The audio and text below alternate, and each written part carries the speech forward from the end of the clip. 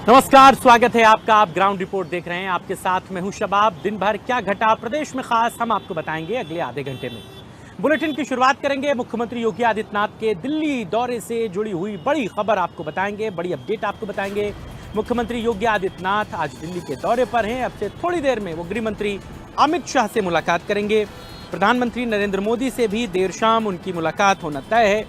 कई मुद्दों को लेकर उनकी बातचीत है। राष्ट्रपति द्रौपदी मुर्मू से भी मुलाकात करेंगे। तो आज मुख्यमंत्री योगी आदित्यनाथ दिल्ली के दौरे पर हैं। आज दिल्ली में तमाम बड़े नेताओं से उनकी मुलाकात है। अब से थोड़ी देर के बाद वो गृह मंत्री अमित शाह से मुलाकात करेंगे। उसके बाद प्रधानमंत्री नरेंद्र मोदी से मिलने का उनका कार्यक्रम है। उसके बाद महामहिम राष्ट्रपति द्रौपदी मुर्मू से भी वो मिलने राष्ट्रपति भवन जाएंगे। ये बड़ी खबर है इस वक्त आपके पूरे स्क्रीन पर। दिल्ली से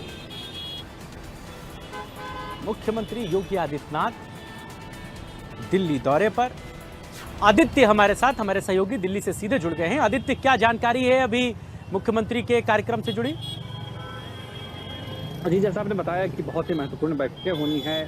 योगी आदित्यनाथ की दिल्ली में प्रधानमंत्री से मिलना है, गृह मंत्री अमित शाह से भी मिलना है, द्रौपदी मुर्मू से मिलना है, जो राष्ट्रपति हैं। राष्ट्रपति को मिलने का वजह ये बताया जा रहा है कि आगामी 30 तारीख को गोरखपुर में आयुष कॉलेज है, एक यूनिवर्सिटी, उसकी जो है उद्घाटन होना है। उसको लेकर के एक ऑफिशियली जो डॉक्यूमेंट होता है और ऑफिशियली इन्विटेशन होता है, ये माना जा रहा है कि उसके लिए न्योता देने के लिए वो आए हैं। लेकिन जो बाकी की जो मीटिंग्स होने वाले हैं, चाहे वो भाजपा के जो बड़े नेता हैं उनसे हो, या खुद प्रधानमंत्री से हो मिलना हो, या अमित शाह से मिलने की बात आ रही है, वो हो सकता है कि 2-3 बातें चल रही हैं अंदर खेमे में। एक तो ये कि राजनीतिक रूप से अभी भाजपा की जो अध्यक्षता है वो किसी और के हाथ में जानी है। जो अध्यक्ष कोई और बनने वाला है।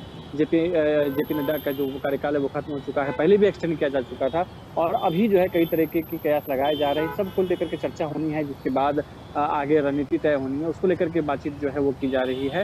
तो हो सकता है इस पर भी चर्चा होने की बात हो। इंटरनली और भी कई चीजें हैं जिसको लेकर के बातचीत होनी है। अभी जैसे जो जनगणना है, जातिगत जनगणना को लेकर के भी बात हो रही है। 2027 के चुनाव में भी किस तरीके से आगे रणनीति तय करनी, उन सबको लेकर के बात जो है वो की जानी है, ऐसे सूत्र बता रहे हैं।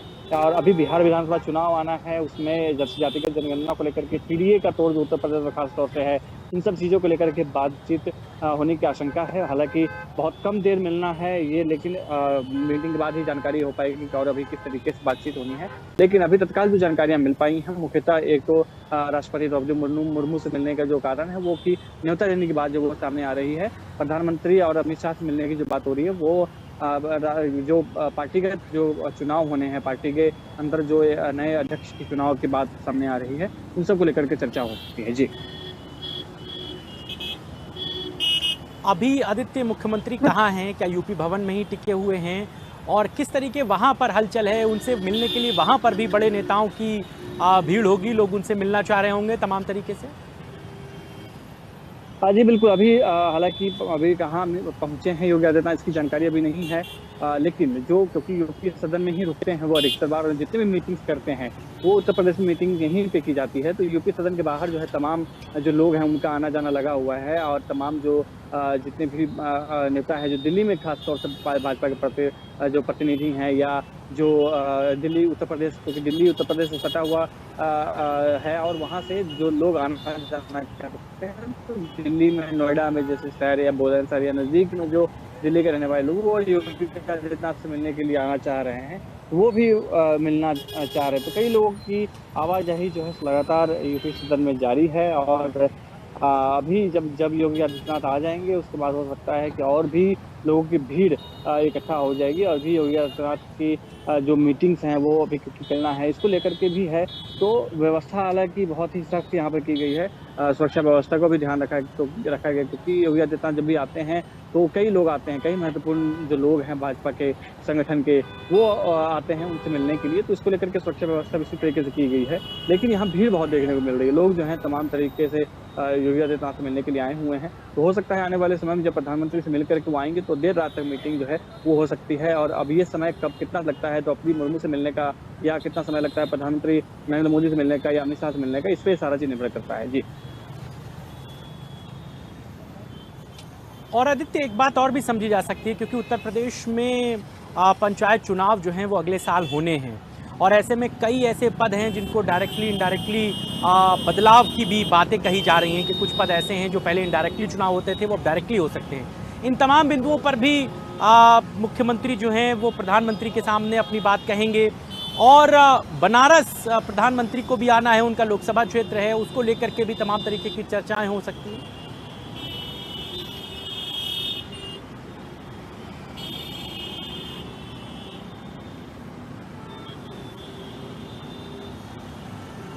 आदित्य, आपको मेरी आवाज मिल रही है? हाँ जी जी जी, प्रश्न एक बार दोहराएंगे क्या?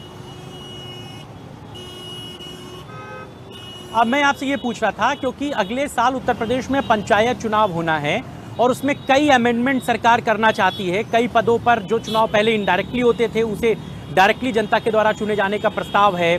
जो पंचायती राज है वो उस अमेंडमेंट को तैयार कर रहा है। तो इस बिंदु पर भी बहुत गंभीरता से, बहुत प्राथमिकता से बात हो सकती है कि कैसे इसको एग्जीक्यूट किया जाए, क्योंकि ये पंचायत चुनाव विधानसभा चुनावों का लिटमस टेस्ट होगा, ठीक उससे पहले हो रहा है।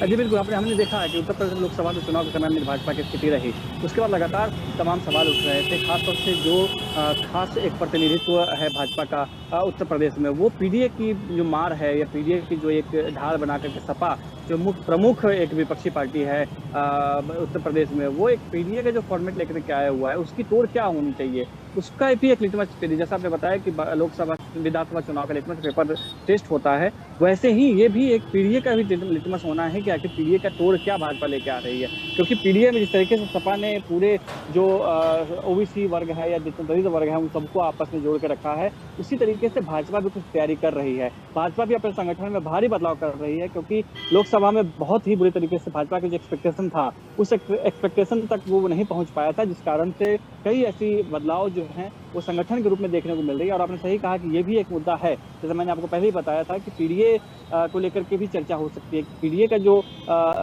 चर्चा है या जो सपा ने पीडीए का एक जो ताना बाना बुना है, उसके लिए भाजपा को भी तैयार करना पड़ेगा, ताकि और खासतौर से खास कि बिहार विधानसभा चुनाव में भी होना है, और अभी जैसा आपने बताया कि जो पंचायती चुनाव है उसमें भी चुनाव होने हैं। ऐसे में सबसे अहम बात है कि आखिर सीट शेयरिंग का मुकाबला कैसे हो पाएगा, क्या जो सहयोगी संगठन है उनकी तरफ से क्या मांग की जा रही है, क्योंकि पीडीए में फिर वो भी लोग आएंगे, फिर जो उनके संगठन सहयोगी संगठन है उनके साथ में भी बैठकें करनी होंगी, उसके साथ भी उनके तालमेल बिठाने होंगे। इन सबको लेकर के भी चर्चा होनी है कि आखिर कैसे हम पीडीए का तोड़ बना पाएंगे या पंचायती चुनाव में कैसे हम ज़्यादा से ज़्यादा प्रभावी ढंग से डाल पाए। क्योंकि जो चुनाव होते हैं पंचायती, वो सीधे सीधे जनता के बीच में होता है, बहुत छोटा ग्रुप होता है, एक गाँव का ग्रुप होता है जिसमें 4000 या 5000 की आबादी होती है, वो सीधा पब्लिक कनेक्ट करता है। तो ये एक महत्वपूर्ण जो है बातचीत हो सकती है, और भाजपा इन सब चीज़ों के ऊपर चर्चा कर सकती है। खासतौर से योगी आदित्यनाथ की पूरे चुनाव में बहुत ही अहम होता है, क्योंकि केंद्र में अगर बात करें तो जब भी चुनाव होते हैं प्रधानमंत्री नरेंद्र मोदी के नाम पे चेहरे पे चुनाव लड़ा जाता है, जीता जाता है। वैसे ही उत्तर प्रदेश में बात करें तो यूपी में खास बाबा के नाम से वोट मिलता है, और पूरे भारत में भी कहीं अब चुनाव होता है योगी आदित्यनाथ का चुनाव में चेहरा जरूर सामने आता है, क्योंकि जो बोल्ड और हिंदुत्ववादी जो चेहरा योगी आदित्यनाथ का है, उसको लेकर के भी कई चीज़ें हैं। खासतौर से एक और बात बहुत महत्वपूर्ण बताना जरूरी है, जो बांके बिहारी कॉरिडोर की जो बात हो रही है, जो वृंदावन में अभी जिसको लेकर के विवाद जारी है, जो वहाँ के गोस्वामी समाज है उसका विरोध कर, इस पर भी बात कुछ हो सकती है कि किस तरीके से आगे का रणनीति तैयार की जाए। क्योंकि जो कॉरिडोर बनना है बांके बिहारी कॉरिडोर, उसको लेकर लगातार विरोध जारी है। अध्यादेश ला करके उसको पास करवाया गया था, सुप्रीम कोर्ट से भी पास करा दिया गया था, लेकिन लगातार लोग विरोध कर रहे हैं। ठीक है आदित्य, बहुत शुक्रिया इस पूरी बातचीत के लिए। आप नज़र बनाए रखिए, खबर पर आगे जो अपडेट्स रहेंगे फिर लौटेंगे। आज केंद्र की भाजपा सरकार के 11 साल पूरे हो गए। इस मौके पर जेपी नड्डा ने तमाम बातों का जिक्र किया, सरकार की उपलब्धियां गिनाई और बताया कि केंद्र सरकार ने पिछले 11 साल में क्या क्या काम किया। तो वहीं दूसरी तरफ आज अखिलेश यादव एक कार्यक्रम में हिस्सा लेने लखनऊ में पहुंचे थे। वहां पर उन्होंने पत्रकारों से बातचीत में मौजूदा भारतीय जनता पार्टी पर तंज कसा।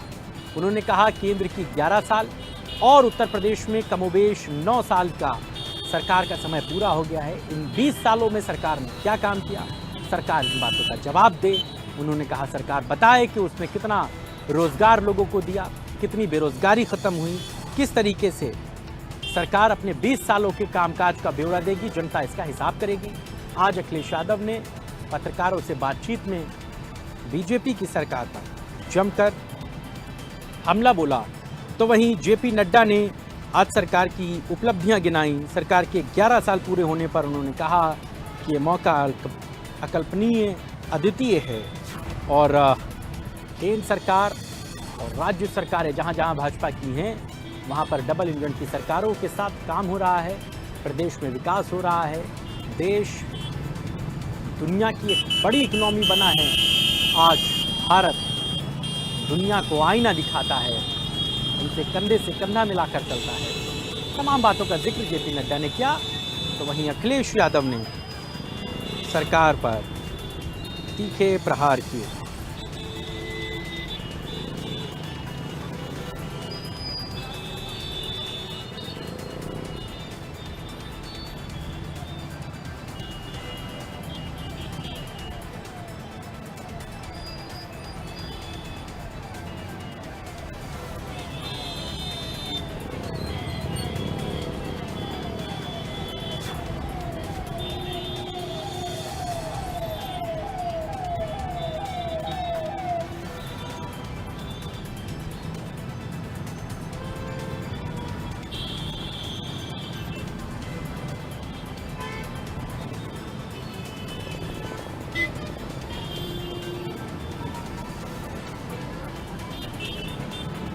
बड़ी खबर है इस वक्त आपके टीवी स्क्रीन पर।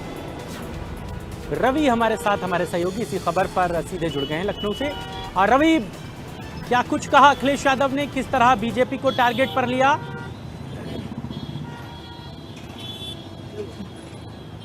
अखिलेश यादव ने जो 11 साल की उपलब्धियां जेपी नड्डा की तरफ से गिनाई गई है और इसके साथ ही उन्होंने ये भी साफ किया है कि जो पूरे जो 11 साल का कार्यकाल रहा है प्रधानमंत्री नरेंद्र मोदी की अगुवाई में जो सरकार ने काम किया है, उससे क्या कुछ काम किया गया है, चाहे वो किसानों के लिए काम किया गया हो, स्वास्थ्य व्यवस्थाओं के लिए काम किया गया हो, या उसके अलावा अगर हम बात करें तो धारा 370 यानी कश्मीर की धारा 370 को लेकर उन्होंने जिक्र किया कि वो कठिन तरीके से उसको किया गया। उसके साथ ही पहलगाम में जो घटना हुई उसके बाद में जो जवाब दिया गया पाकिस्तान को लेकर, उसको भी लेकर कहीं ना कहीं उपलब्धियों में गिनाने काम किया है। स्वच्छ भारत अभियान का जिक्र किया, कई सारी बातें जिक्र की ये जेपी नड्डा की तरफ से आप किया। लेकिन उसके साथ ही अखिलेश यादव ने जो करीब 20 यानी कि अगर केंद्र सरकार का जो कार्यकाल है वो प्लस यूपी गवर्नमेंट का जो कार्यकाल है उसको लेकर जवाब मांगा है। इस पूरे काम को लेकर कहीं ना कहीं सवाल उठाए हैं और 20 सालों का अगर हम बात करें तो 20 साल का जो हिसाब है वो अखिलेश यादव की तरफ से मांगा गया है और उसके जरिए कहीं ना कहीं केंद्र सरकार और स्टेट गवर्नमेंट को लेकर कहीं ना कहीं इन्होंने सवाल उसको लेकर जरूर खड़े किए हैं।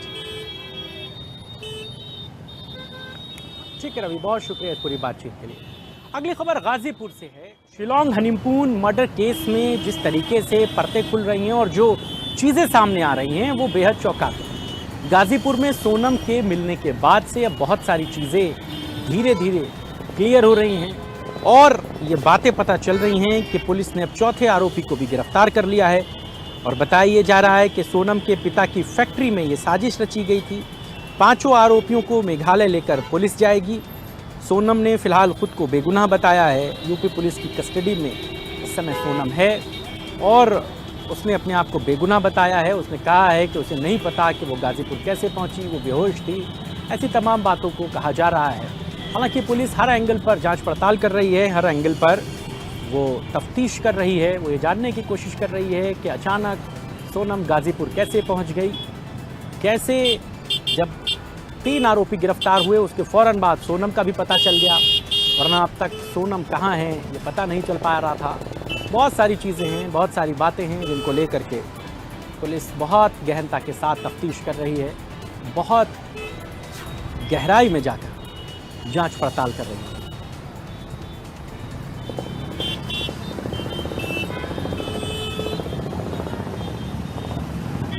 तो गाजीपुर में जिस तरह सोनम कल देर रात मिली, उसने अपने परिवार को फ़ोन किया, उसके बाद से इंदौर में सोनम के परिवार ने इंदौर पुलिस को, फिर इंदौर पुलिस ने यूपी पुलिस को एक दूसरे से टाई अप किया। तब गाजीपुर में सोनम को उस ढाबे से हिरासत में लिया गया जहां से उसने फ़ोन किया था विनय हमारे सहयोगी गाजीपुर से सीधे जुड़ गए। विनय, अभी क्या इस मामले में ताज़ा जानकारी है? जी, हम बता दें, ये सवाल सबके ज़हन में चुभ रही है कि सोनम रघुवंशी गाजीपुर कैसे आई, क्या उसका रिश्ता था, किसके साथ रिश्ता था। हालांकि इसकी पुष्टि अभी नहीं हुई है। हम बता दें कि मेघालय पुलिस आ चुकी है और सोनम रघुवंशी के भाई गोविंद भी आ चुके हैं और मेघालय पुलिस और जिला पुलिस द्वारा वो जो सेंट्रल का रूम है उसमें जा करके लोग पूछताछ कर रहे हैं। अब हकीकत सामने निकल के कुछ ही देर में आ जाएगा कि मामला क्या है पूरा। उसके बाद जो है मेघालय पुलिस को सुपुर्द कर दिया जाएगा। और विनय, जो खबरें चल रही हैं कि मामले में लव ट्रायंगल सामने आ रहा है, बताया जा रहा है कि जो आरोपी गिरफ्तार हुए हैं वो सोनम के बॉयफ्रेंड थे, इन तमाम खबरों में कितनी सच्चाई है?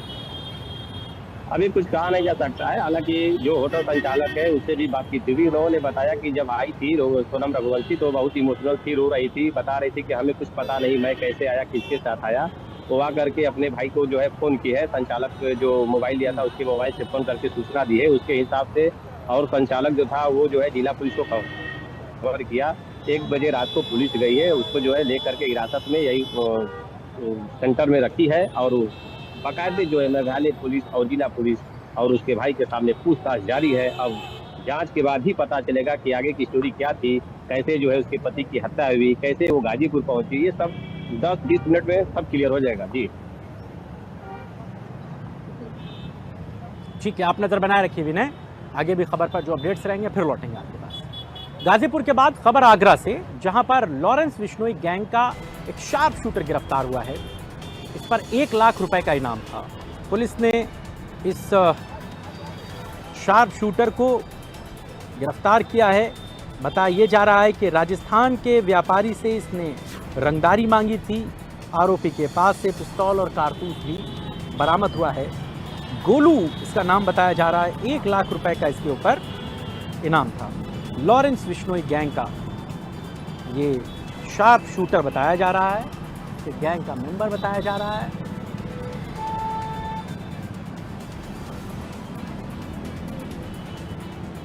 आगरा से बड़ी खबर आपको बता रहे हैं।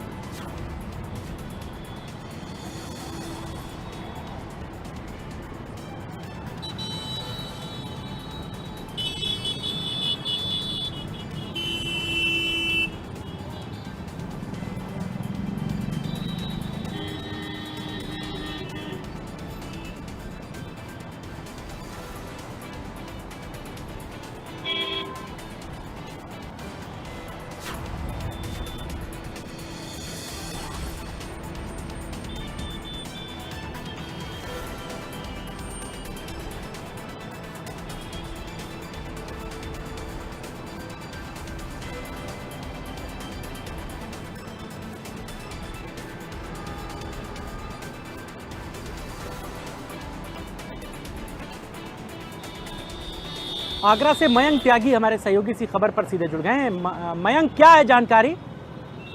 देखिए, ऐसे में अगर देखा जाए तो लॉरेंस बिश्नोई गैंग का जब कोई कारनामा सामने आता है तो कहीं ना कहीं चर्चा का विषय हो जाता है। और ऐसे में राजस्थान की गंगापुर पुलिस जो है आगरा पहुंची और आगरा में वहां पुलिस से मदद ली। उसके बाद सीधे तौर पर एक आरोपी की गिरफ्तारी की गई, गोलू शर्मा, जो कि प्रदीप शर्मा के नाम से भी जाना जाता है। और ऐसे बताया जा रहा है कि गंगानगर सिटी के एक प्रतिष्ठित व्यापारी पर लॉरेंस बिश्नोई गैंग के कहने पर इस व्यक्ति के द्वारा जो व्यापारी हैं उनको धमकाने का प्रयास किया गया।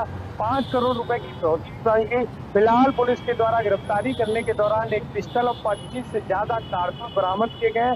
और कहीं ना कहीं अब आगरा पुलिस इस बात की भी कनेक्टिविटी ढूंढने का प्रयास कर रही है आखिरकार लॉरेंस बिश्नोई गैंग से इस व्यक्ति के माध्यम से कौन कौन लोग जुड़े हुए हैं। ये तमाम सवाल जो कवायद में हो चुके हैं। और ऐसे में गंगानगर पुलिस यानी कि राजस्थान पुलिस और युवक गोलू को ले जा चुकी है। और ऐसे में उसके परिवार का ये कहना है कि गोलू जो है नोएडा में जॉब कर रहा था, उसमें कैसे लॉरेंस बिश्नोई की गैंग के कांटेक्ट में आया, कैसे गंगानगर सिटी पहुंचा, कैसे उसने फायरिंग की, ये तमाम बड़े सवाल जो है आगरा जनता के जहन में है। और इस एंगल को लेकर पुलिस लगातार जांच कर रही है आखिरकार कितने लोग इससे जुड़े हुए हैं।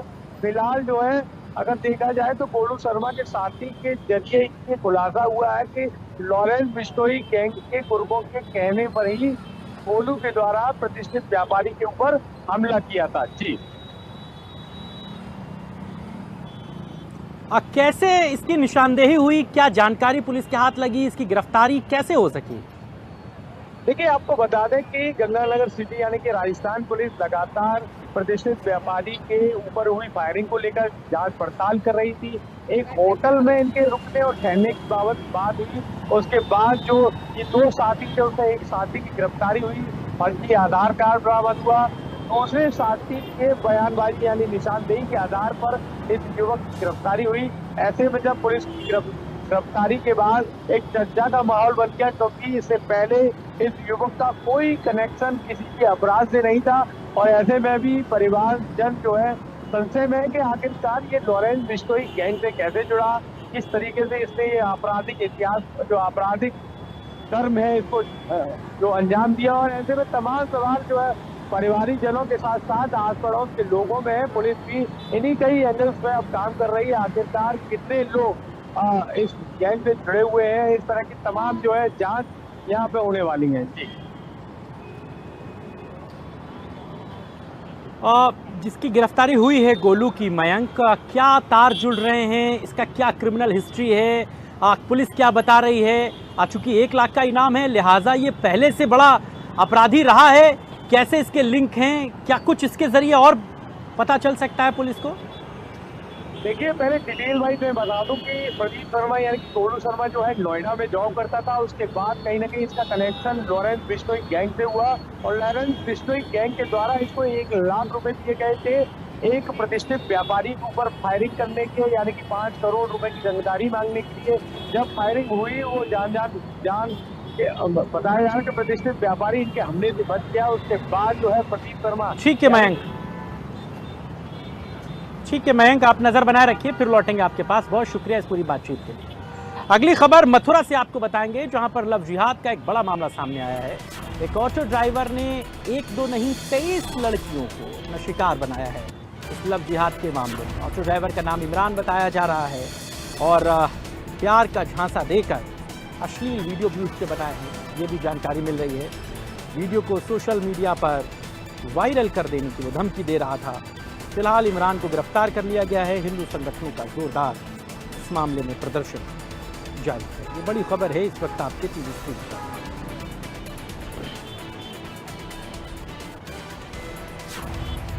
तो ये बड़ी खबर है इस वक्त आपके टीवी स्क्रीन पर मथुरा से, जहां पर लव जिहाद का ये मामला सामने आया है, जहां पर ऑटो ड्राइवर ने 1 2 नहीं बल्कि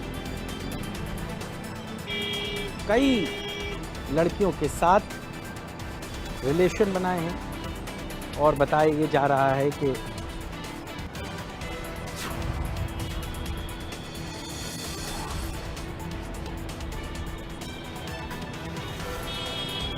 वीर नारायण हमारे साथ, हमारे सहयोगी इसी खबर पर मथुरा से जुड़ गए। वीर, क्या जानकारी है पूरी? इमरान नाम का जो ऑटो चालक है वो अपने 23 हिंदू जो युवतियाँ हैं उनको अपने प्रेम में फंसा कर शिकार बनाया है। ये पूरा जो मामला है मथुरा शहर कोतवाली स्थित का है। जिस तरीके से जो इमरान है वो ऑटो चलाकर युवतियों से छेड़छाड़ की घटना सामने आई है। तो ऑटो में बिठा करके युवतियों के मोबाइल नंबर देता था और मोबाइल नंबर लेने के बाद उन्हें वीडियो कॉल करता था। वीडियो कॉल करने के बाद में जो अश्लील जो बातें थी, अश्लील जो फोटोग्राफ थे, वो सीधे स्क्रीन से रिकॉर्ड करके उसे सोशल मीडिया वायरल करने का काम जो है वो लगातार कर रहा था। इसकी सूचना जिस तरीके से हिंदू संगठन के लोगों को हुई तो उन्होंने विरोध दर्ज कराया था। इसके बाद में विष्णु चौहान ने शहर थाना कोतवाली जो पुलिस है वहाँ तहरीर की और तहरीर के बाद उसके आरोपी के खिलाफ मुकदमा दर्ज किया। पूछताछ में कई सारी चैटें उसके सामने आई तो पूरा मामला। बहुत शुक्रिया इस पूरी बातचीत के लिए। थोड़ा समय का तकाजा है, फिर लौटेंगे आपके पास। बहुत शुक्रिया इस पूरी बातचीत के लिए, पूरी जानकारी के लिए। इन्हीं तमाम खबरों के साथ ही ग्राउंड रिपोर्ट में आज के लिए बस इतना ही। देश और दुनिया की तमाम खबरों के लिए देखते रहिए इंडिया न्यूज़ उत्तर प्रदेश उत्तराखंड। लखनऊ में मेरे कैमरा सहयोगी राजेंद्र के साथ मेरी पूरी टीम को दीजिए इजाज़त। नमस्कार।